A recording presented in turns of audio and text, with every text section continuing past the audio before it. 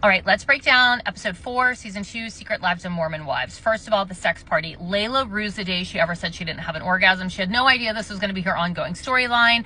Plus, the producers were like, we had a really great time having everybody paint a vagina in season 1. How can we get a vagina front and center? They're like, we know, sex cupcakes at a party. Look, I know producers love a moment with women talking about sex on camera. They did it with us with Kelly's 40th birthday party. Not the same thing, but we even had to have what were they? Candy necklace underwear. Again, we're not like young, hot Mormon wives, but for some reason, I don't know, they just love that kind of stuff. Jen's breakdown. It's hard to watch because it's clear that Zach does not support her being on TV. That's what it is. He does not support the whole being on TV thing. She wants to do it. Some of your comments have been slightly problematic, being like, well, Jen is choosing her career over her marriage.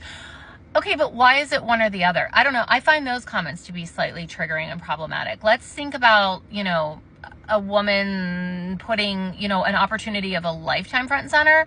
I don't know if we should be so quick to judge, but that I think is what's going on. She's hard to watch right now because I feel for her and I think she is in an emotional struggle. But when you are looking for outside validation from everyone else, it's probably a pretty good indicator that the marriage is not good. Okay, Sinner Saturday. I know everyone's been waiting for me to talk about the confession about somebody saying they slept with Demi's husband, Brett.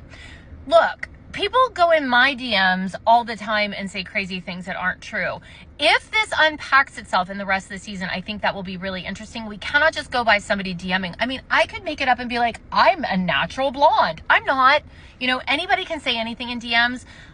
I'll be interested to see how that one plays out. Macy's book.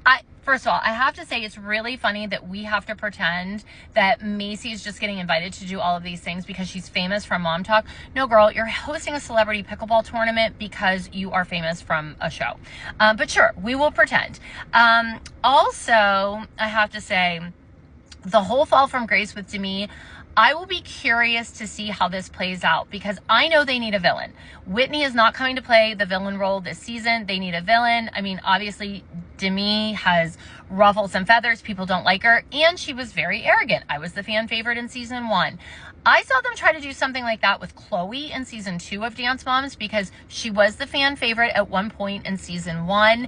And they came back trying to kind of make her be a brat in season 2. And I looked at them and I said, absolutely not. Under no circumstances are you going to try to vilify my 10-year-old. If you do, I will never open my mouth again. And you need me to talk way more than you need to make my 10-year-old be a brat on TV. So I'll be curious to see where this goes with Demi.